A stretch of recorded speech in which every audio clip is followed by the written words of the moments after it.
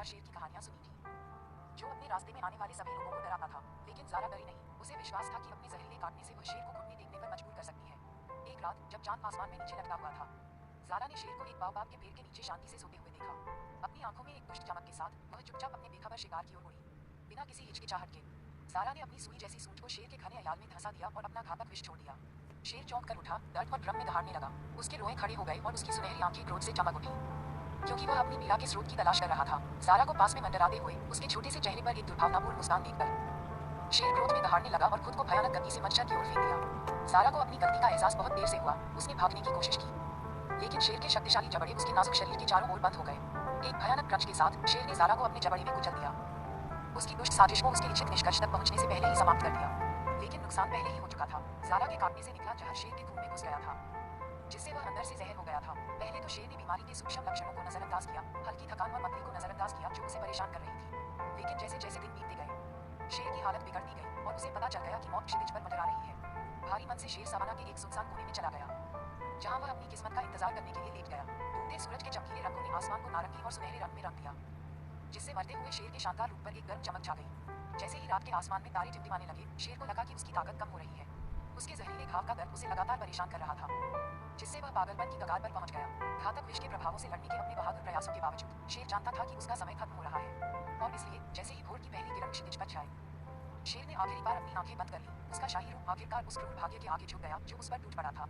Savanna शांत हो गया, अपने एक समय के महान शासक के खोने का शोक मना रहा था, जबकि विश्वासघाती मच्छर ज़ारा की आत्मा पास में मंडरा रही थी, जो अफ्रीकी जंगल की छाया में छिपे खतरे की याद दिलाती थी। किंवदंती है कि आज भी शेर और मच्छर की आत्माएं सवाना में भटकती हैं, शिकारी और शिकार की अनंत लड़ाई में फंसी हुई हैं। और भले ही उनके भौतिक रूप नष्ट हो गए हों, लेकिन उनकी विरासत उन सभी के दिलों में जीवित है जो अफ्रीका की जंगली और अदम्य भूमि पर घूमते हैं।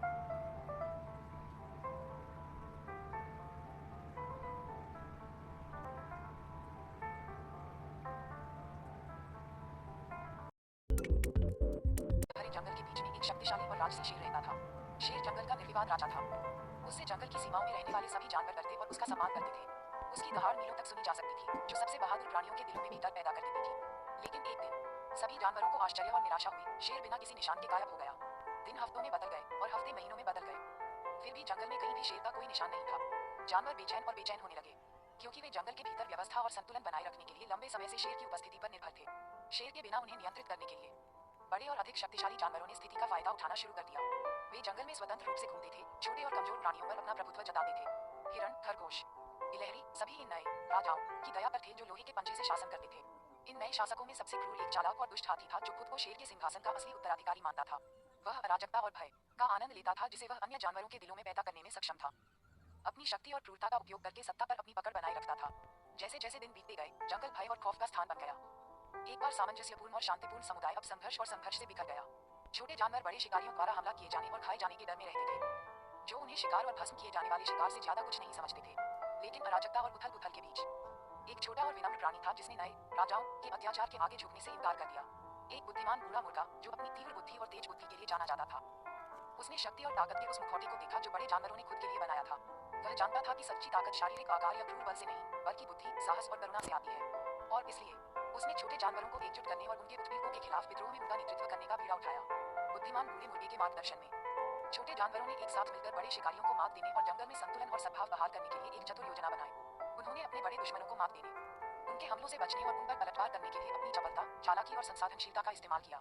एक साहसी और दुस्साहसी कदम उठाते हुए छोटे जानवरों ने हाथी और उसके सहयोगियों पर एक समन्वित हमला किया, उन्हें चौंका दिया और अपने दृढ़ संकल्प और एकता से उन्हें परास्त कर दिया। एक बार के खूंखार शिकारी छोटे जानवरों द्वारा बनाए गए संयुक्त मोर्चे की ताकत के सामने कांपने और डरने लगे। और अराजकता और भ्रम के बीच जंगल में एक बड़ी दहाड़ सुनाई दी, जिसने पेड़ों को हिला दिया और जमीन को हिला दिया।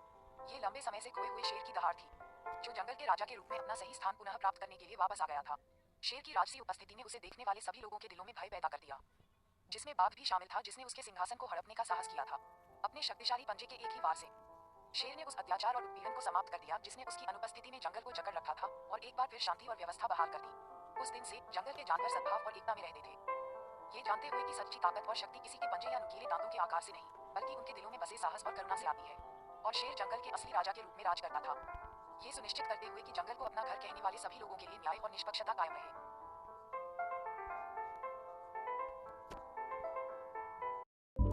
था। लियो एक स्वप्नदर्शी था जो दुनिया की यात्रा करने और आसमान से नई भूमि की खोज करने के लिए तरसता था। वह बादलों के बीच से उड़ना चाहता था और दुनिया की खूबसूरती को एक अलग नजरिए से देखना चाहता था। दूसरी ओर कोको जंगल की आजादी और पेड़ से पेड़ पर झूलने, जंगल के हर कोने की खोज करने के आनंद को संजोता था। लियो हेलीकॉप्टर का अध्ययन करने और किसी दिन एक हेलीकॉप्टर का मालिक बनने का सपना देखने में घंटों बिताता था। वह डिजाइन बनाता और उड़ान के बारे में किताबें पढ़ता। हर गुजरते दिन के साथ उसकी महत्वाकांक्षा मजबूत होती जाती। दूसरी ओर कोको अपना दिन जंगल की खोज करने, अपने साथी बंदरों के साथ खेलने और पेड़ों से रसीले फल खाने में बिताता। एक दिन जब लियो और कोको जंगल में थे तो वे एक ऐसे स्थान पर पहुंचे जहां एक रहस्यमयी आकृति उनका इंतजार कर रही थी। वह आकृति एक खरगोश थी, लेकिन कोई साधारण खरगोश नहीं। यह एक जादूगर खरगोश था जो अपने शक्तिशाली जादू और इच्छाएं पूरी करने की क्षमता के लिए जाना जाता था। लियो और कोको खरगोश की उपस्थिति से चकित थे और जब वह उनसे बात कर रहा था तो वे ध्यान से सुन रहे थे। मैंने आपकी महत्वाकांक्षाओं के बारे में सुना है, लियो और कोको, खरगोश ने कहा।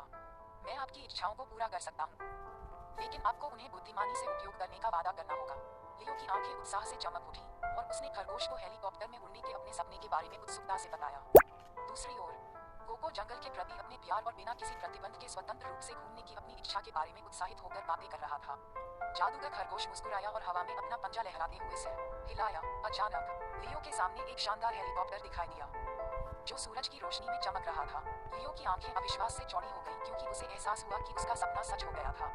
उसने खरगोश को बहुत धन्यवाद दिया और हेलीकॉप्टर में चढ़ गया, ऊपर से दुनिया का पता लगाने के लिए उड़ान भरने के लिए तैयार। कोको ने आश्चर्य से देखा क्योंकि लियो का हेलीकॉप्टर आसमान में उड़ गया और बादलों के बीच गायब हो गया। उसके दिल में एक तड़प सी उठ रही थी। उसे एहसास हुआ कि वह भी अपने सपने को सच होते देखना चाहता था।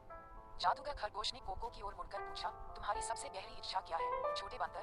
कोको ने बोलने से पहले एक पल के लिए हिचकिचाहट दिखाई। मैं जंगल में बिना किसी डर या सीमाओं के आजादी से घूमना चाहता हूँ। मैं एक पेड़ से दूसरे पेड़ पर झूलना चाहता हूँ, जंगल के हर कोने को तलाशना चाहता हूँ और कभी भी एक जगह तक सीमित नहीं रहना चाहता। जादूगर खरगोश ने सिर हिलाया और गहरी एकाग्रता में अपनी आंखें बंद कर ली। एक चमकदार रोशनी कोको को घेर लेती है और जब वह फीकी पड़ जाती है तो कोको को अपने शरीर में ऊर्जा का एक उछाल महसूस होता है। उसने अपने हाथों को देखा और पाया कि वे शक्तिशाली पंखों में बदल गए थे, जिससे वह आसानी से जंगल में उड़ सकता था। कोको ने खुशी से चिल्लाया और उड़ान की स्वतंत्रता का आनंद लेते हुए आकाश में उड़ गया। जब लियो और कोको ने अपनी नई क्षमताओं का पता लगाया तो उन्हें एहसास हुआ कि वे पहले से कहीं ज्यादा गहराई से जुड़े हुए थे। लियो अब अपने हेलीकॉप्टर में दुनिया भर की यात्रा कर सकता था, जबकि कोको जंगल में स्वतंत्र रूप से घूम सकता था, पेड़ों के बीच से पक्षी की तरह उड़ सकता था। जादूगर खरगोश दूर से देख रहा था। लियो और कोको को मिली खुशी से संतुष्ट था। जैसे ही सूरज ढलने लगा, आसमान नारंगी और गुलाबी रंग के जीवंत रंगों में रंग गया। लियो और कोको एक बार फिर से समाशोधन में मिले। उनकी आंखें कृतज्ञता और आश्चर्य से चमक रही थी। को पूरा करने के लिए जादूगर खरगोश को धन्यवाद दिया और अपनी नई क्षमताओं का उपयोग अधिक अच्छे के लिए करने का वादा किया। जब उन्होंने खरगोश और रहस्यमय जंगल को अलविदा कहा तो लियो और कोको को पता था कि उनकी महत्वाकांक्षाओं ने उन्हें खुद को और उनके आसपास की दुनिया को बेहतर ढंग से समझने में मदद की है और इसलिए लियो अपने हेलीकॉप्टर में दुनिया भर की यात्रा करता रहा, जबकि कोको जंगल में उड़ता रहा। उनके दिल हमेशा के लिए उस जादू से जुड़ गए जिसने उन्हें एक साथ लाया था। अंत में उन्हें एहसास हुआ कि सच्ची महत्वाकांक्षा गंतव्य में नहीं बल्कि यात्रा में और दोस्ती के बंधन में निहित है जो जीवन भर चलेगी।